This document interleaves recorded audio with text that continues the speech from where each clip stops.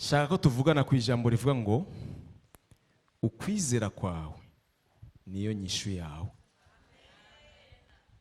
Ukaba udafise ukwizera nta nyishu ufise. Ukwizera kwiwawe niyo nyishu yawe.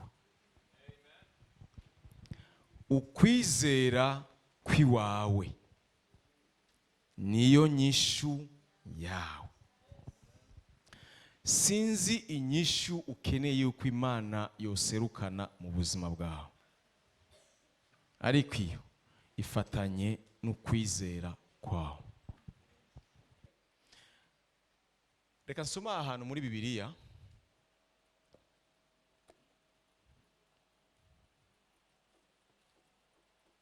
mu Bacamanza igice cya 20. Amakuru y'umugabo w'umurewi yagiye mu gisagara cy'Ababenyamini muri Israeli ari kumwe n'umugore wiwe. Hama bari mu rugendo bahura n'umugwi w'abagabo b'Ababenyamini. Umva imiryango ya Israeli yari igabuyemo imiryango 12. Ababenyamini rero yari undi muryango ugira niwo muryango wa nyuma muri Israeli. Uyu mugabo w'umurewi ari mu rugendo ahura nabo bagabo b'inkozi z'ikibi, babasanga aho bari bafashe inzu yo kuraramo. Baraza bafata umugore w'uwo mugabo baramwonona gushikaho apfa. Apfuye wa mugabo w'umurewi agira gahinda kenshi. Igice cya 19 mu gitabo cy'Abacamanza. Ukeneye kumenya amakuru araza kuja kubasoma. Ndiko ndabica ko kugira ngo nze gushikana nshaka gusoma mugabo mwumve aho ivyo nshaka kuvuga vyaje biva. Wa mugabo kubera kubabara, sinzi ibintu abantu bakera rero bafise ingene bubatse ntazi ubu bidashobora gukogwa. Arababara acafata umugore wiwe amuhimbaguramo ibihimba 12. Afata umuryango wose wo muri Israeli awurungikira igihimba kugira ngo abereke agahinda yagiriye mu muryango iwabo. Abayuda rero babibonye barababa. Imiryango yose isigaye 11 irababara igira agahinda yanka umuryango wa Benjamin kubiyintu bakoreye uyu mupapa n'umugore wiwe. Uyu muryango wa iyi miryango 11 isigaye ikiravuga yuko itegerezwa kugwanya umuryango wa Benjamin mbaka babice babamare, kuko ntibumva ingene bashobora gukora icyo kizira muri Israeli. Kuko kera hariho indero apani yubu iguruka. Kera hari indero yahera hasi. Kera hari indero yubashwe n'umuntu yasiga amafaranga yiwe akagaruka akayatora. Nta muntu yibi bintu by'uwundi muntu. Hari indero. Ubu sinzi ikintu cyabaye, turi mu bihe vya nyuma. Barashobora kubiba apana no kuyasiga gusa, barashobora kubiba nayo wabitse ataboneka.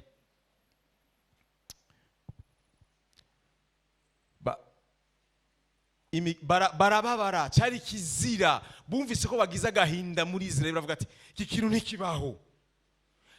Barahiga baravuga ati dutegerezwa guherengeteza uyu muryango wa Benjamin, turabica. Rero niho ahantu ngeze bateguye kugwana. Avumbarira ngo muri izo ntambara zose ngo ari ikintu kijanye no kwizera kirimwo. Yego kirimwo. 20 gwera kuri 14 handitswe ngo maze Ababenyamini bava mu bisagara vyabo bakoranira i Gibeya kugira ngo bagwane n'Abisirayeli. Uwo munsi hakorana Ababenyamini bavuye muri ivyo bisagara ingabo zizi kugwanisha inkota 26,000. Udashizemwo abasanzwe baba i Gibeya ingabo z'intogwa 700. Kandi muri izo ngabo zose harimo abantu b'intogwa 700 bakoresha ukubamfu. Aha ni mu kugwana. Kandi umwe muri bo yashobora guteresha ibuye umugozi ntahushe. Murako muranyumva? Aha niho natangiye kwinjira muri message yiwanje. Niyo koba agasha mu yandi majambo aguteye ibuye yarashobora kuviza umushatsi wawe umwe. iki kintu nagisomye numva umenga tubavuga ngo abasinepere bubu oya abasinepere batanguye kera ahubwo ni igitangaza ba kera yarashobora gutera ibuye rikagema umushatsi umwe Bibiri bivuga ngo yarashobora kugutera ibuye agashatsi iyo ari kamwe akagakubita akaba ariko kavako umva yarashobora kugukubita ibuye ntumenye ko yagukubise ibuye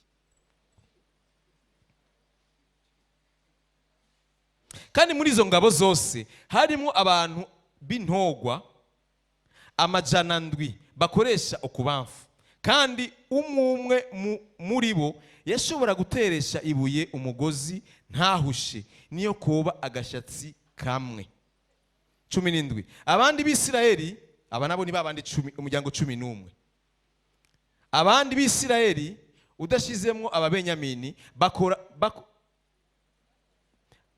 bakoranye ari ibihumbi 40 bazi kugwanisha inkota murumva yuko ari benshi gusumba babandi sivyo okay abo bose bari ingabo maze ab'Isirayeli barahaguruka baja ibeteri ngo basiguze Imana aha rero hatanguranye no gusiguza Imana niho hatanguye ikintu bita kwizera niko ndabigisha uno munsi imbere ko baja kugwana barahagurutse baravuze ngo ntituza kugwana tutabanje kwanza kuja gusenga dusiguze Imana ntitwihende tugende kugwana intambara tuyizi amen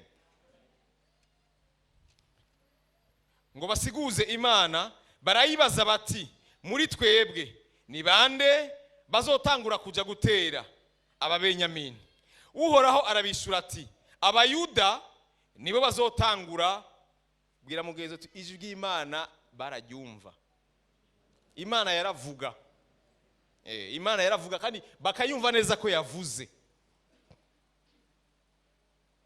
nuko bukeye ab'Isirayeli barahaguruka bacumbika inyuma y'Igibeya ingabo zabo zitera ababenyamini zitonda urugamba Igibeya ngo zibagwanye maze ababenyamini barasokoroka bava Igibeya bagira batikize ba bantu basenga ba bantu basiguza Imana kandi Imana ikababarira ngo bagende aha ndiko ndahavuga kubera iki ndiko ndahavuga kugira ngo mubwire abakristo bava mu rugendo kandi babizi neza ko Imana yababariye yuko basezeraniye intsinzi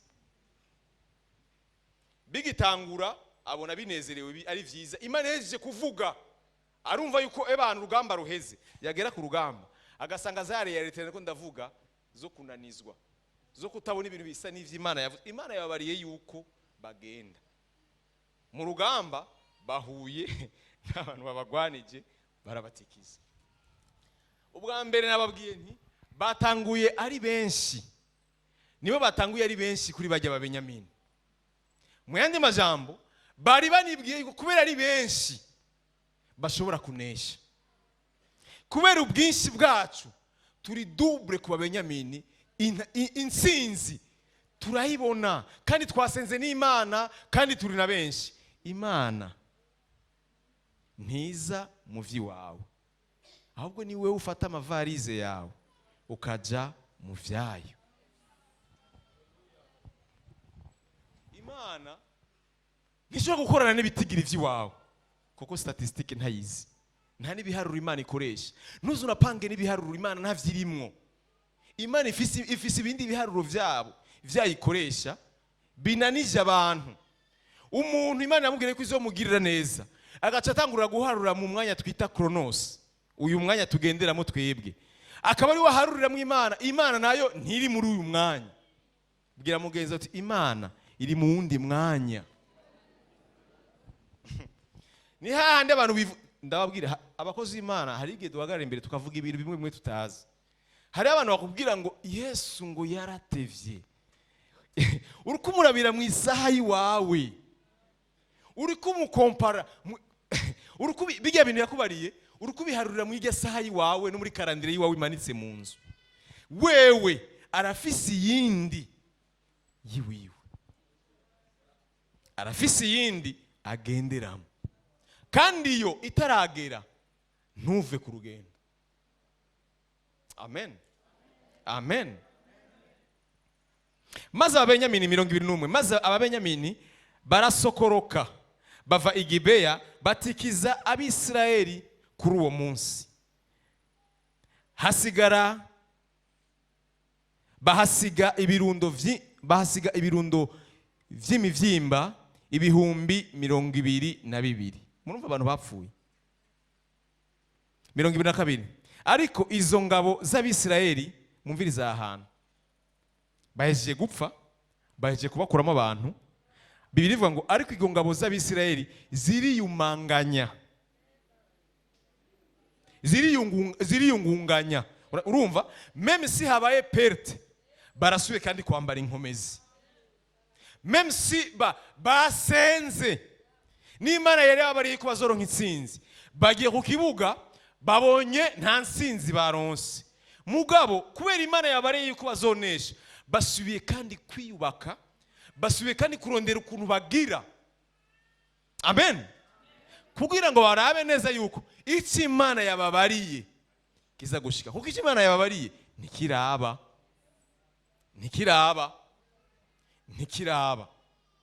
Amen.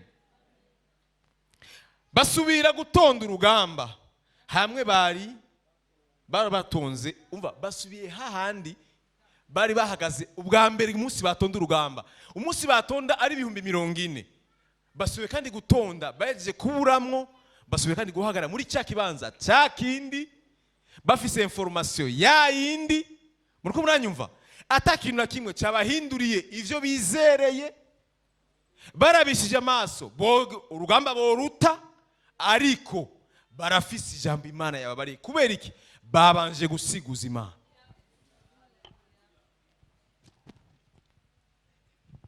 Babanje gusiguza Imana. 23. Maze Abisirayeli baraduga baja kuririra. Umva abantu bagiye kuririra imbere y'Uhoraho gushitsa ku mugoroba. Bagira mu bazugira kabiri. Ahantu giye nahasoma ntumvise ikintu gikomeye cyane. Babaza Uhoraho bati, mbega dusubire kuja kugwana nabo biwacu b'Abenyamini? Uhoraho arabishura ati, egome, duga mubatere. Nuko ku munsi ugira kabiri Abisirayeli bongera kwegereza Ababenyamini. Maze Ababenyamini bongera gusokoroka bava i Gibeya kuri uwo munsi. Ndiko ndavuga aya majambo ariko ugerageze kumvikira Imana igira kuganiriza. Wumve neza yuko si wowe uri wa mbere, nturi wa mbere uri kurahura n'ibidasa n'ivyo Imana yakubariye. Imana yaje kubwira ngo ntuve mu rugendo, ramiriza. Hari abandi babonye ivyo uri kurabona, ariko uyu munsi turiko turabasoma muri Bibiliya.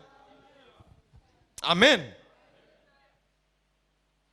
Maze Abenyamini bongera gusokoroka bava i Gibeya kuri uwo munsi wa kabiri nyene, basubira gutikiza Abisirayeli. Bahasiga ibirundo vy'imivyimba 18,000. Baraheze bose. Bari 20,000, bakuyemo 22,000, ubona bakuyemo 18,000, 40,000 ziraheze. Hari abandi banyamugabo Imana batatu bariye. Abantu abo batatu bari niba abandi Bibiliya tubwira ngo abo mutabonesha amaso ntitubabona ngaha. Ngo hari abandi bantu baza kugwana tutazi aho bavuye. Bwira mugenzi wawe. Hari ibindi bintu bigwana intambara yiwawe utazi aho bizanana. Bitari muri vya bindi wategura, bitari no muri vya bindi wandika, bitari no muri vya bindi vy'amashifre warusanzuzi. Hari indi shifre Imana ifise iri mu ibanga wowe utabona, mugabo witegeye kukugwanira. Nagerageje kubarondera ntababuzi. Batangwe batubwira 40,000 baraheze. 18 baraheze bose. Ego bose ari abari bazi kugwanisha inkota. Umva, aba expert bose baraheze. Maze ingabo zose z'Abisirayeli n'abantu bose baraduga baji Beteli, bicara ngaho imbere y'Uhoraho. Barasubiye umviriza. Muriko murumva aba bantu kuneshwa nta efe nimwe biriko bigira ku buzima bwabo. Kubera iki bitariko bigira efe? Barafise ikintu babwiwe bategerezwa kuruhuka bakibonye. C'est tout. Uru rugendo rw'agakiza si urugendo rw'abanyantege nke. Uru rugendo rw'agakiza ni urugendo rw'abantu bafise projet yo kwizera, bubatse fondation atawundi muntu ashobora kuza ngo afe guhenura uko ashatse. Ikintu kirakocora gatoyi umuntu yagurutse. Oya, uru rugendo suko.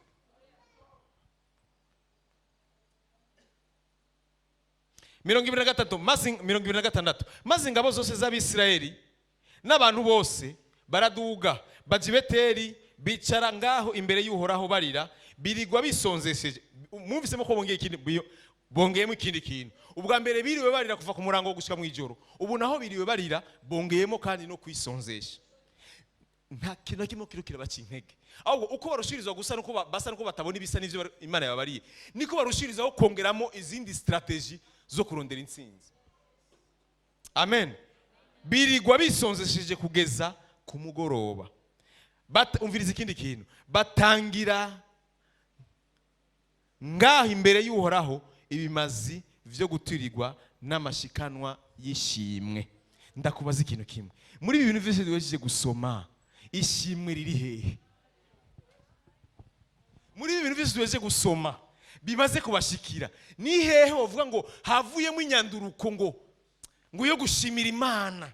Mana turaje kugushimira kuko twari 40 hamaze gufa 40. Rero ikituduganya imbere yawe kandi ikintu gitumye twirigwa imbere yawe umunsi wose, tukisonzesha, tukanategura n'ibimazi vy'ishimwe, dukeneye kugushima. Aha muri hicaye abantu irangaje atayo bazi, batazi ingene Imana bayisomborotsa mu kwizera. Imana abantu bayinesheje bakayinesha ni ba bantu bakoze contraire y'ibintu bariko barabona mu buzima bwabo, bakereka Imana nkuko umenga nta kintu cabaye. Kubera iki? Uri kumwe n'Imana nta kintu kiraba kibi. Ishusho yose wowe uri kurabona uri kumwe n'Imana nta shusho mbi iraba, kuko iyo uri kurabona mbi Imana irashobora kuyirestora ikaba nziza gusumba uko wari uvyibaza. Kuri ivyo rero reka guhanga amaso umwana w'umuntu, reka gutumbera umwana w'umuntu, reka kwiyumvira neza ko ugutabaga kwawe kuzova ku mwana w'umuntu. Nimba Imana ari yo ukorera, nimba Imana ari yo wizera, yonyene izoguha intsinzi kandi abantu bose bazomenya ko wakoreye Imana. Hari amarira naho yari ufise agahinda, nakubwire iyi Imana ikeneye ko intsinzi iva kuri yo. Hari umuntu naho yo bari papa wawe wo muririra akabona ukuri kurigirisha. Kubera iki? Imana ntikeneye ko agutabara. Hari ibitangaza Imana itazokwemerera umuntu n'umwe yuko aguha, kuko yaravyibikiye yonyene kugira ngo abari ibisohora ku buzima bwawe. Yaranse ntikundira umuntu n'umwe ko abikora. Waramaze kwiririra amarira yawe ari mu icupa, yaranse yuko yo marira hari umwana w'umuntu azoyahoza. Yaravyanse iseka yuko ariyo yonyene izoro nk'izina rya rurangiranwa mu buzima bwawe. Mu yandi majambo, nawe wobona umuntu afise ibintu vyo kwishura vya bintu ukeneye. Hari abantu batazi dimension zo kwizera. Abantu bafise dimension zo kwizera ku rundi rugezo barabona ikintu niko chance bakamenya ko ari impamvu chance. Point. Nticyakunze kubera iki? Nticyakunze ku Imana ntiyakunze ko kiba. Impamvu itakunze ko kiba nuko yashatse ko ari izo gikora. Imana ifise jalousie mu kugira neza. Imana irafise jalousie yo kugirira neza umwana wayo. Hari ibintu bimwe itemerera umwana wayo yuko avyishigwa n'undi muntu. Uri umwana muto yire mu mpemu ucitangura gutuka abantu. Ngujya mu yango bajya batipe barampevye. Ngurabona bajya bariko bararengana, bariko bagendera mu miduga, bajya n'umuryango umwe ngo nta kintu kimwe bamariye. Ego ntacyo bakumariye kuko uramaze kuba mwene Imana. So wari mu ijuru, hanga amaso so wari mu ijuru. Ndagusubiriyemo iri jambo ndiko ndakubwira ntigyoroshe kumva, ndakubwira impamvu ritoroshe kumva. Bamwe hari ibintu vyatubayeko twarakize mugabo turavyumva yuko nubu biraremera muri twebwe uri kuravyigerageza kuvyiyumvirako ngo kubera Imana yamaze kukubaka. Mwene data, urugezo rwo kwizera ni ikintu gikomeye. Mama wawe arashobora kuguhemukira ari mama wawe kugira ngo Imana igere gutore, c'est tout. Umuryango urashobora kukuvako bakaguheba kugira ngo habiki, kugira ngo Imana ironke ingene yinjira. Hari umuntu yavuze ingene hari abantu bapanze umugambi wo guhishano umutipe araho bamuhishano rigira amaefe mu buzima mu mubiri. Bo bari bategeye kumudendura umva afe. Hama maze kurya ijya miti y'ishano y'ikirundi ishano ririvura rirakira. Mugabo hari amaparti amwe yari yamaze kononekara. Bariko baramupima abaganga barambwira ati wewe twagomba tukubwire ibi bintu aya maparti yo yamaze kononekana mu mubiri. Nta handi hantu bo gufasha kuri iki kintu atari muri Norvege. Muri Norvege niho nyine bashobora kuvura aya maparti wawe agakira. Aho naho hariko bararengana umuzungu w'umusamariya w'imbabazi agwa kuri yaka ya wa mutipe. Ayiguye ko araraba arambwira ati none wewe uzoja muri Norvege gute? Bazokuvura gute? Bizogenda gute? Arabaza urafise abantu bagufasha? Arambwira ati oya je ndifuvyi. Abazungu rero ikintu cyo kuvuga ngo kugira neza bisanzwe ntibamurambitse kwibiganza, ntavyo ntibabasengeye. Kandi akubwiye ngo je te donne ma parole, c'est sa parole, c'est tout. Aramuraba wa mwana avuga ati okay. Aca arabwira ibitaro, harabaza wa muhungu, bene data muze mugenda na passport. Nta bindi bintu yari afise, nta mafaranga afise, nta wefu yarugura afise, afise passport yonyene. Bwira mugeze ati cyo ni gitabo cy'inzira, kandi icyo gitabo gifise utegerezwa guca mu nzira ukagenda. Wa muzungu wa musura amubwira ati ego passport ndayifise. Amubwira okay, charge zose nimushire kuri jewe. Uri wa muzungu abwiye ibitaro zose nimuzinshireko, ndakwitwararitse ndagutwara muri Norvege ntaragaruka. Yarakize mugabo ntaragaruka, ntituzi byabaye. Yarakize mugabo kandi ntaragaruka, none azogaruka ntitubizi. Mugabo kimwe gusanze wari wateguye ko amwica, wari wateguye ko amwica. Urabibona? Wari wateguye ko amwica. Nivyo ndiko ndakubwira. Hari ivyo ibintu ubona mu buzima bwiwe ukibaza ngo ugashaka gutimyuka mu kubantu. Niba bwira mugezo niba vyifatamo nabi uguma ngaho nyene kuri ivyo uri kubonesha amaso. Ivyo uri kubonesha amaso niba birabisha amaso nakazi kawe nituri kumwe. Je naje kugwira uyu munsi ivyo utabonesha amaso. Nariko ndavuga ikintu. Iyo urabishije amaso ibintu vyose uhura navyo urashobora guhusha umugambi w'Imana. Kuko ivyo ubonesha amaso birashobora kuba ari umururazi guteguriye umunezero. Mwene data ari muri Norvege kandi ntaragaruka, kandi ntituzi kwazogaruka. Mugabo icyo tuzi ni kimwe, hari uwari yamuroze. Cyo turakizi. Kandi wewe arashobora kuba afise amakuru yuko yoba yarapfuye. Mugabo inkuru nziza iranyaruka, ndibaze ko nawe nyine abizi ko ari muri Norvege.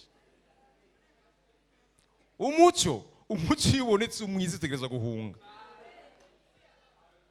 Amen. Amen. Aba basoda b'Abisirayeli amaherezo barangirije kunesha Ababenyamini nk'uko ijambo ry'Imana ryari ryababariye. Hama abanesheje ntibari muri nombre nimwe batweretse. Ntituzi aho baje bazananye nk'uko ntazi inyishu yawe aho yoza izananye. Icyo nzi cyoco Imana irafise ibiharuro vyayo ku buzima bwawe, kandi ibiharuro vy'Imana ku buzima bwawe ntibihusha. reka rero mvuga ahantu kugira ngo tugende mu ijambo nyamukuru. Tuza gusoma ahantu habiri. Reka mpere muri Mariko igice cya 5.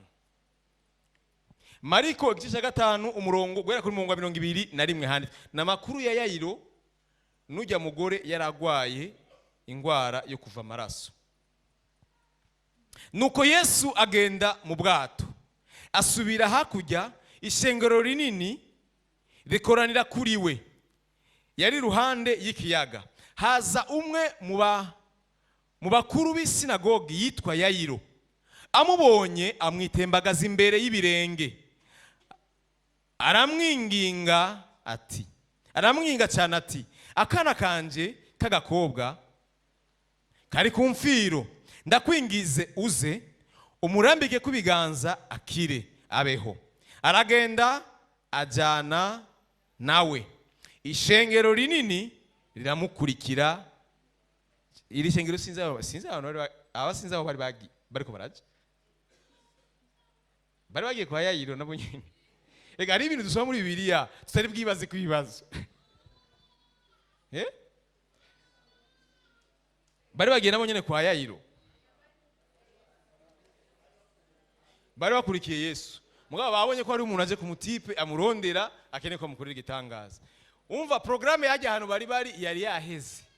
Yesu afashe indi programme yahandi hano. Mugabo nabo nyine avuga ati niyo programme turajyana.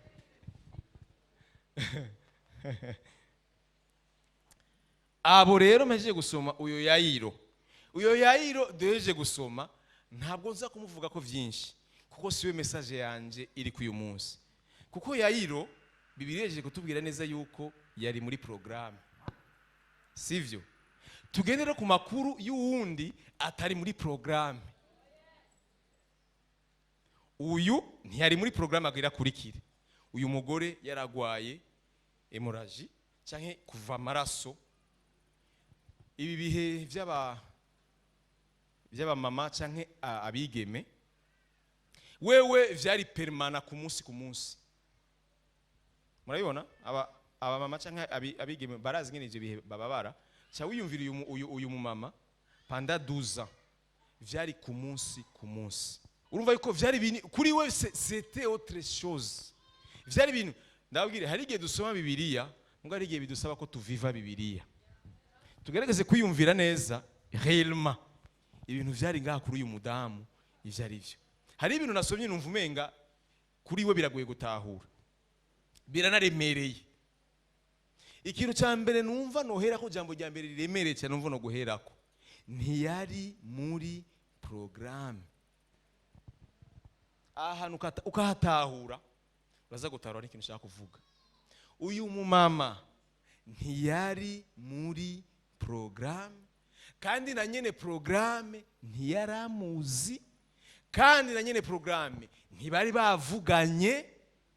Nta information nimwe bari bamufiseko, nta makuru yo kumukiza yarahari. Muriko murankurikira? Ese muriko murumva ibintu bipoperanije kuri uyu mumama? Mwende majambo yari umunyamibabaro, yari umuntu w'ibibazo gusa. Ahandi hantu numvise yambabaje navuze none iki kintu kiragoye. Ngo uko yahamagara umuganga niko yarushiriza kubabara. Hako haza umuganga kugira ngo amuvure. Ahubwo umuganga yamubabaza birushirije. Gushika Bibiliya ivuga ngo yahuye na Yesu amaze kurangiza ubutunzi bwiwe bwose. Kuko igihe butari bwarangire vyaramugora yuko amenye ivya Yesu. Igihe yaragihanga amaso amafaranga yiwiwe, information za Jezi n'ibikorane Yesu yakora ntiyavyumva. Ayo makuru ntiyamushikira. Ayo makuru yaparvenye kumushikira umunsi ivyiwe vyose vyaheze.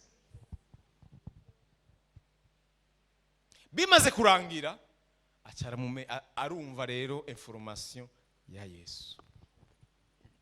Mugabo afise ibibazo, amashuka yararako yuzura amaraso.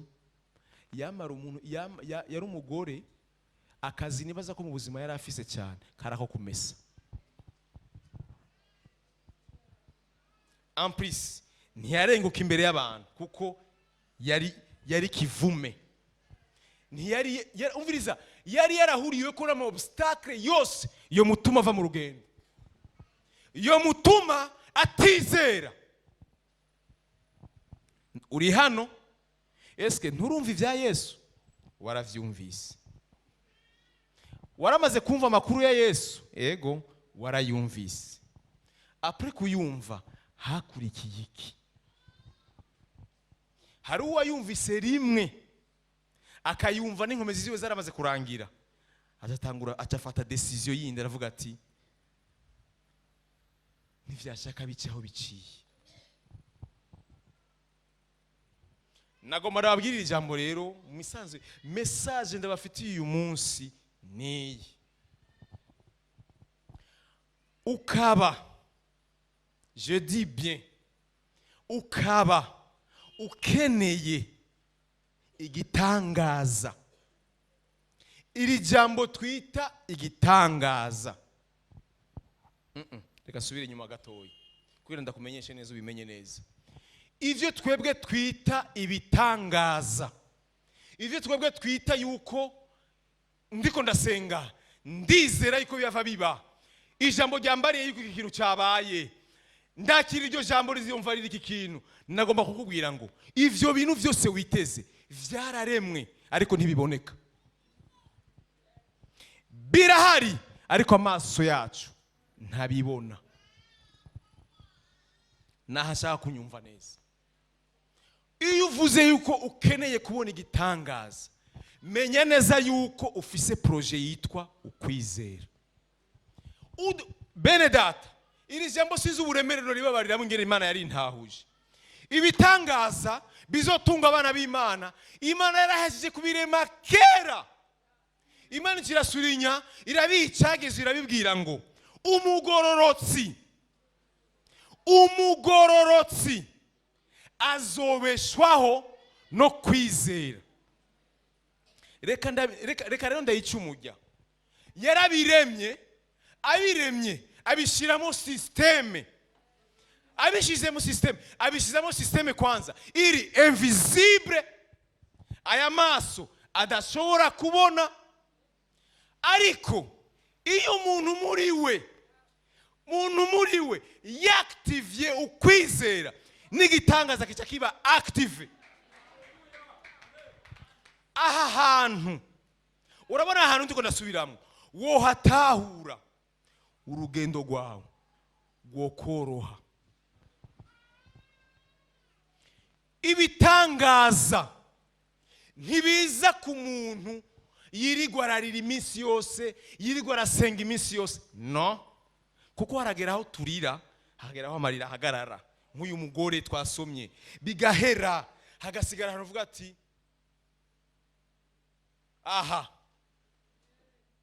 mafu birashaka bicaho biciye. Aha rero aha niho Imana ibikeneye. Nagomba ndagusubiremo,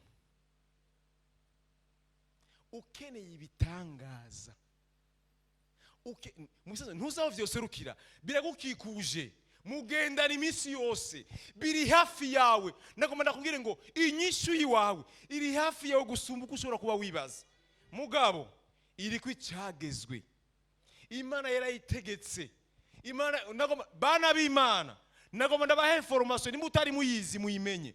Imana yarategetse ibitangaza, arabibwira ngo muzoseruka kuwizera gusa. Uzorira ku murango gushika mu ijoro atafise ukwizera, no.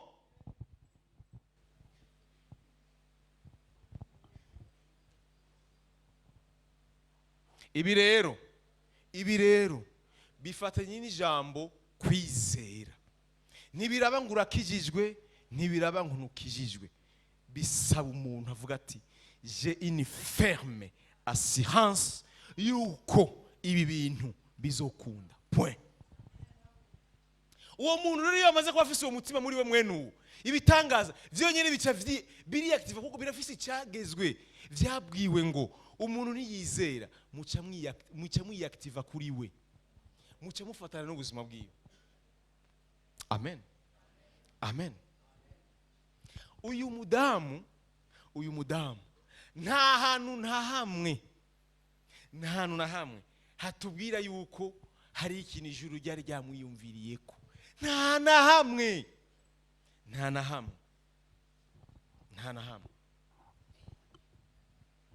Nta makuru yo kumuha ivyizigiro yarafise. Ndabaza ikintu kimwe, mwe mwibaza yuko aya makuru ari muri Bibiliya kubera iki? Kugira ngo tuyasome, kugira ngo tuze turayacyako. Mugabo aya majambo turikwejeje gusoma n'ubuzima.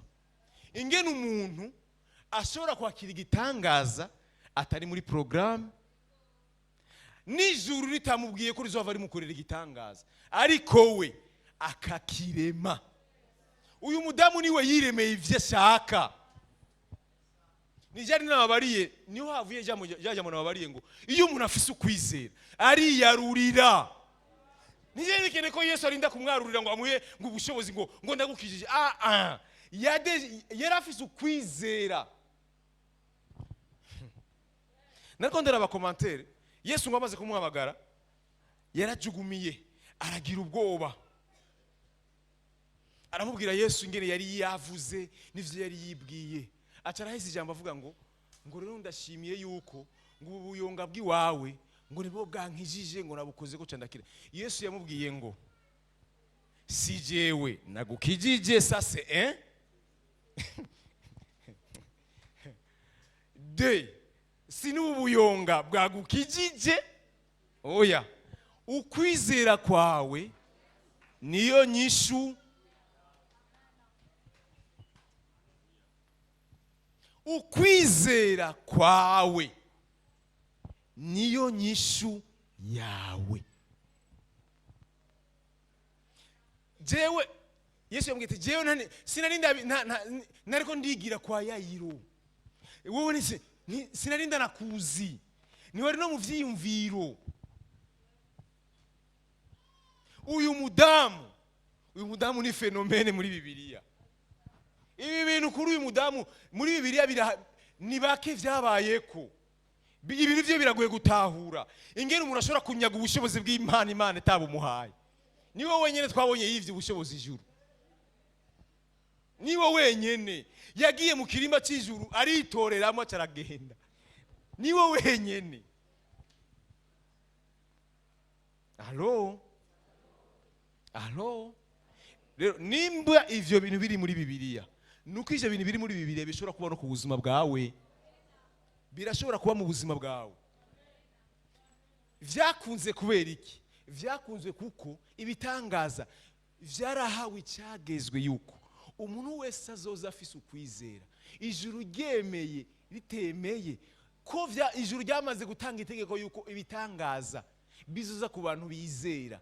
Uyu mudamu setu nico twebwe ijambo ry'Imana ryashize kutubwira twebwe tuzokurikira hanyuma kugira ngo tumenyeshe neza yuko nibekeneye kurinda kweforma mu ijuru ngo ni mu ijuru ego. Nagomba kubamenyesha yuko jewe nitwa Jean, maze imisi ndiko ndasenga ndakeneye gitangaza. Ayo makuru iyo information ntikenewe. Mu ijuru akarere karamaze gupangwa yuko umuntu afise ukwizera azo kwiyarurira. Sinzi kiyiko ufise nyene kingana. Namambwira abantu nkababwira nti Imana ni nini. Umuntu wese azoyijyako bivanye n'ingene kiganza ciwe kingana. Ntuzanira amakuru yiwawe y'ibintu vyawe vyo hasi ngo tujane.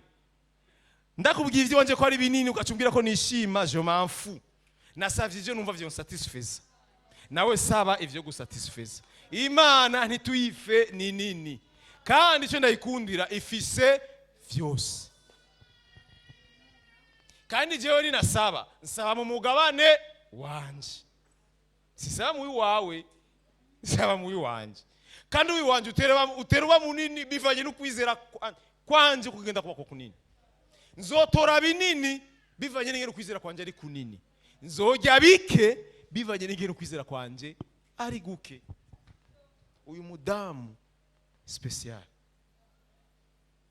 Yesu aramubwira ngo sinari bwabo no kwizera muri Israeli kumeze nkaho. Aho umuntu avuga ati jewe ndagenda ndamukora singene ko ndakumusengera yayiro rafise ibintu bari muri programme baramujanye muri programme baramusengera baraza gushika ni wiwe je singene murabe ikintu gitangaje abantu bafise ukwizera barira mu nzira ntibarinda gushika no kuri destination bakiri mu nzira barafungura bagaca bisubirira inyuma uyu mugore yaciye akatiragera asubira inyuma vyari biheze nituzi ko yari ibirometero bihari vyari vyo mugabo bajya batipe ndiziri baratigise kuko nta modoka yari ihari baratambutse mugabo ujya ukwizera yagarukiye hajya nyene yaciye akatasubira mu nzu cyagenda guturira y'amashuka ya yuzuye amaraso nagomba ndakubwire ngo ukwizera kwawe gushobora guhindura kahise ukwizera kwawe kurashobora kuguhindura kahise yumvise Yesu rimwe iryo rimwe nyene yaramatanye n'igitangaza ariko twebwe hari amaze kumva Yesu incuro kuva bakizwa mugabo kugira ngo bizere no aha benshi bazi yuko ivyo twobaha ivyo mukene cyangwa inyishu ziri ngaha mu biganza byacu oya inyishu mukene ni muzifise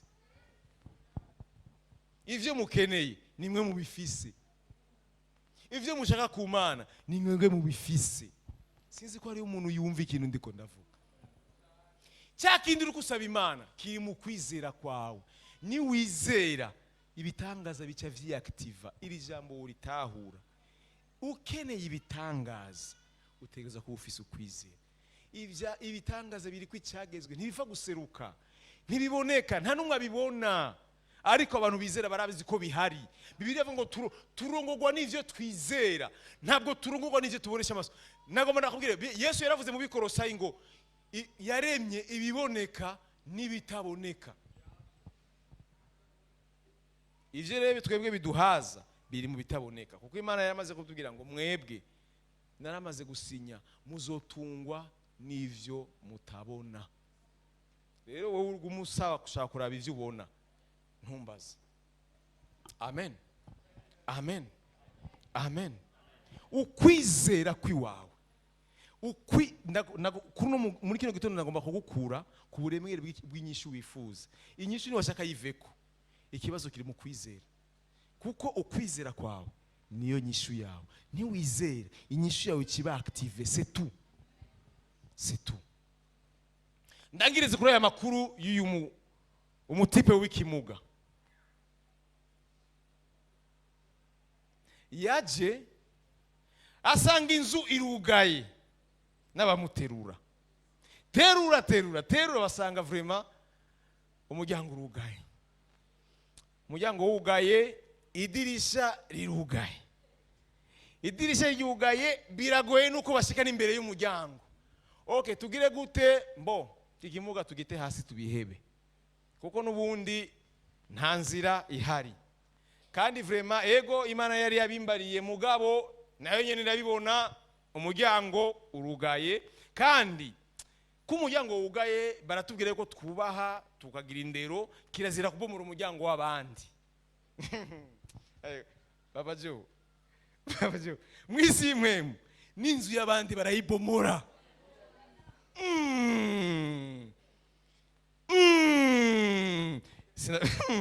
mwisi imwemu hari ibintu bimwe babomora nta loi ihari hariyo loi imwe gusa loi de la foi gusa iyo amaze kwizera bomora munyumve neza foko ndagesurinya neza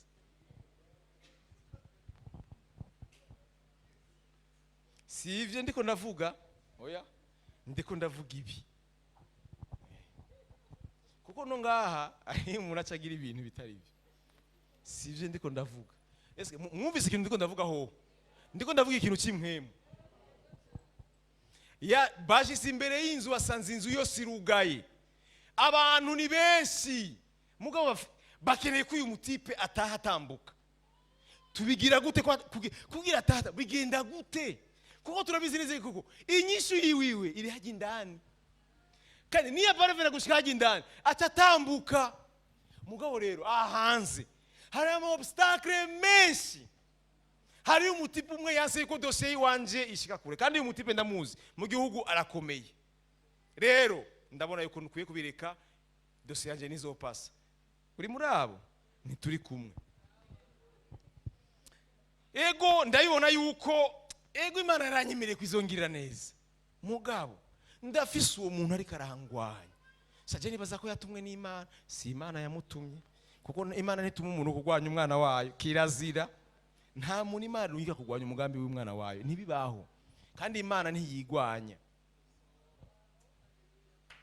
Imana ntiyigwanya reka kubona ama obstacle satani yarungitse canke ibihe bishaka kugeza ukwizera kwiwawe uca utangura kubita amazina ubishire muri positive sivyo biguma ari negative kuraho positive ni cyakindi ukeneye c'est tout ibindi vyose sivyo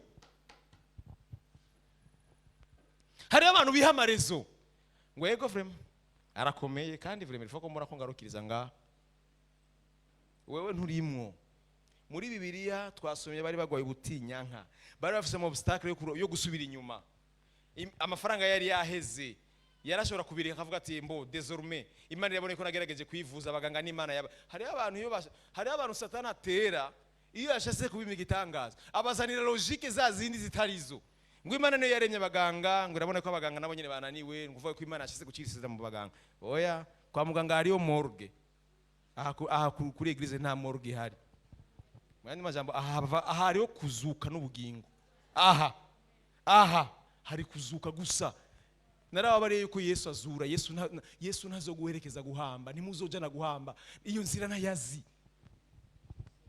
Yesu ntazi guhamba nta n'ivyazi Yesu azikugira neza c'est tout Yesu ntafise muri bukubutumwa bwiza Dudu yatwigishije ngaha yatubwiye ngo uyu muntu wese yakubiswiza inkoni zinganuku eske ahari kugira ngo akwime ahari kugira ngo akugire afise umugambi wo kukugwanya kweli ukora umuntu we bashaka kugira neza yogenda kumusara bakamukubita imisumari bagahana agafa kugira ngo umererwe nabi wewe hindura mentalite Imana igufisiye umugambi mwiza ayo makuru yo ndiyandi yose ufise siyo ntava mu ijuru sivyo hanagura rondera gome kure mu mutwe ufise ewe ndanakumenyesha yuko abana b'Imana bafise sozo imwe gusa mu buzima sezo yo gutotahara point soma Zaburi ya mbere nta kindi gihe kiza Zaburi ya mbere avuga ngo abo batewe hafi y'imigezi y'amazi bari hajya hafi y'imigezi baguma batotahaye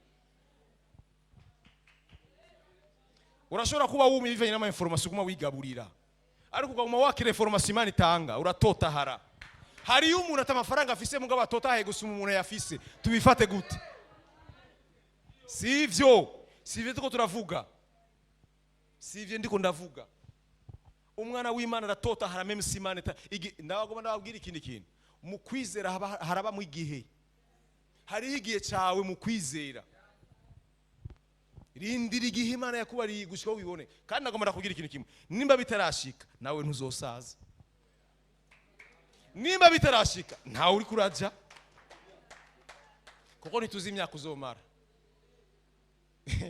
mwisi imwe murazi imyaka ufise ingirigana nawe Bibiliya kwitubwiye ngo umunsi umwana n'imyaka igiko nkundabaza ikintu kimwe ariko wibaza ko mwisi imwe mufise imyaka ingahe nimba umunsi umwana n'imyaka igihumbi umaze imyaka ingahe mu mpemu bose kwambare ngo ntarakwiza n'indwi ariko ndababwiye mwe narabariye murakina na speed iri mu isi impemu siyo ngakwibarabara Yesu yakubariye ngo ndaje vuba wibaza ko we speed yo mu impemu ni iri ku yindi dimension n'ikindi kintu ndiko ndabiraba ivyo Imana yambariye vyatevye mu kwizera harimo igihe hari umuntu wese arafise igihe ciwe urafise igihe cyo kwishurirwamo mu kwizera kandi igihe cyawe kitarashika ntibisobanura ko ubivamo sha nimba ari mu bintu mfise sincika intege ico na madame arakizi ahora mbarira ibindi bintu byose mugabo aramba ico kintu hari bisuki yo niyo mu biriva ngo rinda umutima gusumba uko rinda ikintu cyose iryo nararyuba bibivuga ngo niho ubugingo bududubiriza bibivuga ngo ikintu cinjiye mu mutima ni source de vie iyo hinjiyemo amaganya cyaronka ubuzima niho ubugingo bwira gute bududubiriza rero mu mutima wiwanje hariyo pilier yayo ndidafa kwinjira mu kunyene j'ai beaucoup voyagé dans le monde spirituel que dans le monde physique isi y'impwemu ndayigendagendamo cyane, kandi isi y'impwemu impa guhagarara. Sindaba ku byo mfise n'ibyo ntafise, ndaba kuri objectif mfise, c'est tout. Hanze rero haragora abantu benshi. Hari abantu biraba bakikengera kandi Imana itabakengera. Bibiliya iravuga muri Yobu ngo nimba Imana ari inyenkomezi hakaba hari umuntu numwe idakengera, uwo ndakubaza Imana nimba ari inyenkomezi ikaba idasuzugura umuntu, ari inyenkomezi ivize autorite, nimba ari idashobora gukengera umuntu, uwo muntu uko kwikengera yagukuye he? Mwene data, nimba Imana itagukengera, iyo information yo kwikengera wayikuye? Ntiwayikuye ku Mana. Ku Mana ntihavamo information yo kwikengera, kuko Imana irabizi neza yuko iyo hamwe n'umuntu barakwiye, c'est tout. Nta bandi bantu ukeneye, ukeneye ukwizera kwawe mu Mana yawe wizera. Bibiliya kandi iravuga ngo ukwizera ufise mu mutima wawe imbere y'Imana ukugumane muri wewe, harahiriwe umuntu atisubiramwo mu vyo yari amaze kwemera. Harahiriwe umuntu atihinyuza, nari narizeye mugabo ndiko ndabiraba. Ntibaze bakubesha, ari abantu bavuga ngo ndafise umukozi w'Imana ashaka kumuvuga mu izina, yamara ko aravuga ijambo namubwiye ni jewe iryo jambo sigi wanje, ngo we nturabona n'umuntu kwizera kwahemukiye. Namubwiye ni je nibaza ko tudasoma igitabo kimwe, ntidusome igitabo kimwe. Ukwizera kubera ko nabakera impamvu bashingirwa intahe ari uko bari bagufise. Ninde mwabonye muri Bibiliya ukwizera? Naba twasomye b'Abisirayeli hari abantu rero batangiye muri je ntambara ya mbere, bacabwira Imana ngo yari yababwiye ngo biraba, hama ngo nivyaba, bacarabivamo ngo aho bahemukiwe. Genda babwire yuko amakuru abandanya, barasubiye kandi barasenga, barasubira kandi barasenga. Ntugarukire ku muryango wa mbere ngo ukwizera hariyo amadimension, kandi ayo madimension yose adushikana kuri cya kindi Imana tubari. Information zose mfise ku muryango wanje no mwaka nizazindi nyene ntizirahinduka. Information zose mfise ku bantu Imana yambariye ko mbwira nizazindi nyene ntizirahinduka. Sinkeneye ko ari barinda kumbarira ngo mukozi w'Imana ngo vya bindi watubarira ngo ntavyo nkeneye kumenya. Mfise information imwe kandi dahinduka, c'est tout. Nibihinduka nimba ari ikintu mfise bana nico urashobora guseka uko ushaka kose, mugabo capacité spirituelle ira ahantu udashobora gushika, irubatse. Nivyo nababariye ni ukwizera nakugize projet, n'umugambi nubatse, sikintu uva guseka aho gaca kigwa. Mwana w'Imana, nimba ukwizera utarakugira umugambi, kugira umugambi wubake kandi wubaka umugambi ukomeye, kuko indi migambi yose wubatse irashobora kuvaho, ukwizera kugera kandi ukayigarukana.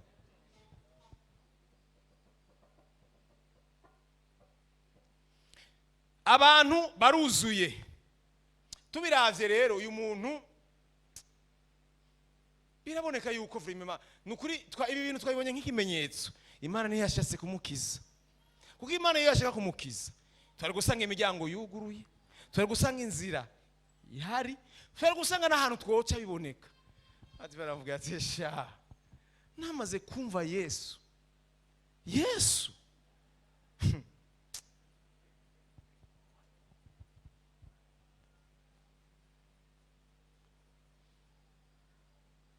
mu bintu bimwe bizonereza niteze kubona umunezero mwijuru. Kino cya mbere kizompimbara no kubona umwami Yesu, kumubona uko Jésus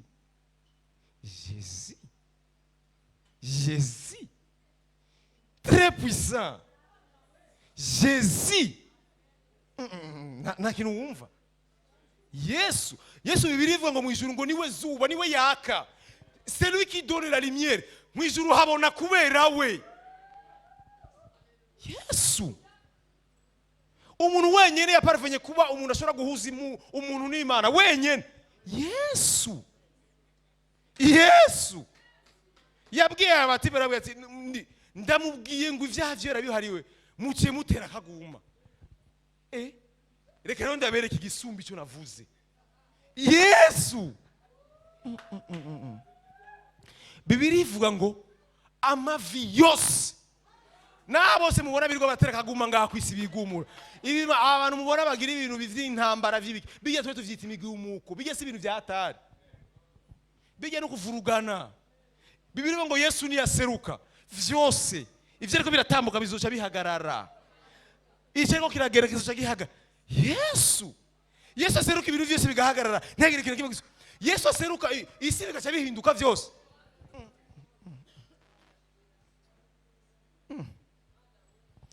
ikintu kiri cyonyene numva kizonezereza nukumubona uko wewe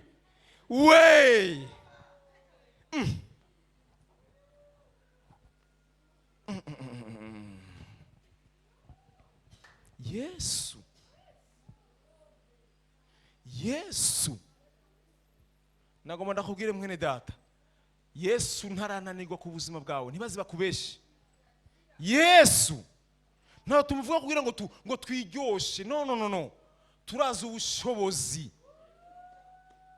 Imana yaravuze ngo cette fois-ci ndahimbawe n'ukunengesera kwanje kose mukubariza muri uyu Yesu il est puissant ku buryo même capacité y'Imana yamwinjiyemo arayimentena genda usome Bikorosa igice cya 2:20 Bibiliya ngo Imana yahimbawe n'uko ubumana bwayo buba muri we haba Imana ikira disparaître iravuga ngo niyagira umuntu ankenera Yesu ni wowe nyene ashobora kumentera capacité y'Imana wenyene ninde yakubariye ko ivyawe vyamunaniye ninde yakubeshe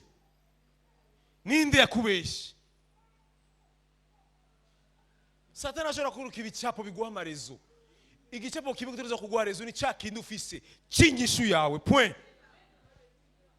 baravuga ati are nta kundi turondere ibindi bintu mugabo uko bimeze kose dutaha uyu muntu akize ateruza gusubira muhira yakize nagomba ndakubwire umuntu wese persevera mu kwizera ntaburi inzira ivyo kwiyumvira kuduga ku mabati ninde yibabariye haraho mwabisomye haraho mwumvise ngo mpamwe yerera bibashuriye no ibi babiciriwe nuko ba persevere nabambwira abantu userutse ngaha urabona uri hariya kwibarabara uri hariya kwibarabara utarinjira muri urupango uyu muryango ntushobora kuwubona haba umaze kwinjira nga uyu muryango uri ngaha inyuma nawe ushobora kubona kubera iki kukwizera intambuko imwe igeni kugurura undi muryango niko bimeze nabajya abantu b'abasirikare twasomye igihe etape bagiriye kwizera niyo yagumi bashikana ku cyo bakeneye hari ama etape mu kwizera kenewe kandi izo etape ngenda kubwira izo etape zitambuka nko kumengana ntakimubona mugabo hari ikintu kibago kiraba umuryango uri kuri yugurura baratora amabati ntawe babariye Bibiliya ivuga ngo Yesu yaraba abona inzira kirabomoka bari barizi ngo inzira iribomoke ngo inzira iribagweko ngo nubwishi bw'abantu begami ibibambazi oya iyo bigira mugenza ngo iyo tremble muri kurumva ni igitangaza cyanje iyo tremble uri kurumva ni igitangaza cyane oya ntanzu yavibomoka ni inzira y'igitangaza ndiko ndaca Haleluya bakuyeho ibati rimwe bwira mugenzi nawe ndabaza ikintu kimwe ndakubaza ikintu kimwe Bosco ibati rimwe rizokunanira kuriha ibati rimwe vraiment umuntu akize no kuriha ibati rimwe mes chers amis tuvugana ukuri ibati rimwe umuntu agatahata honorable ibati rimwe ribuze igitangaza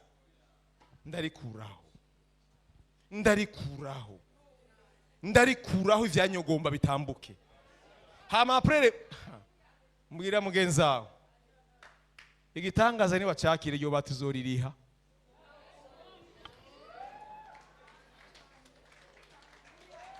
ni wakira igitangaza bijya bati ni ikintu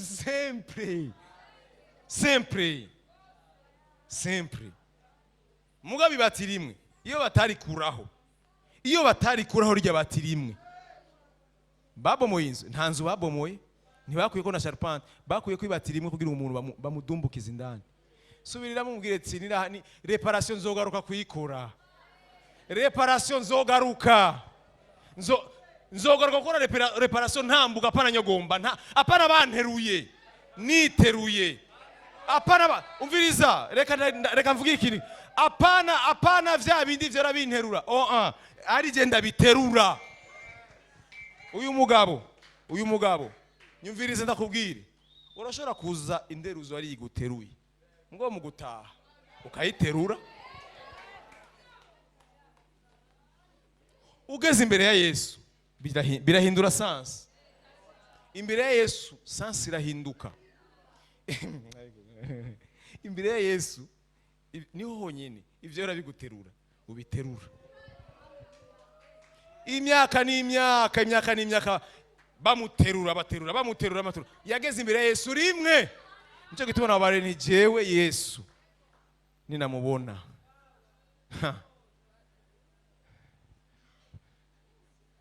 hazoba gashururu. Mwene data, izere gushika ubonye icyo wizereye, kuko kirahari. Naje kubwira yuko gihari, kandi icyo wizereye, inyishu yacu ni ukwizera kwawe. Aha bariko baramanura, Yesu araraba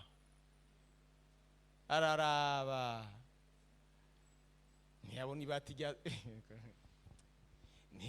Yesu ntiyabonye inzu babomoye, ntiyabonye cya kimuga n'ubumuga bwacu, ntiyabonye babagabo bariko baragiterura, ntiyabonye amafaranga bahava bariha apre gusubiza kw'ibati.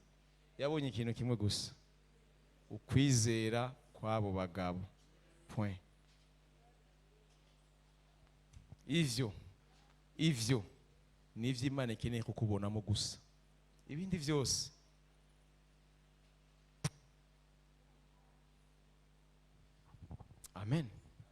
amen.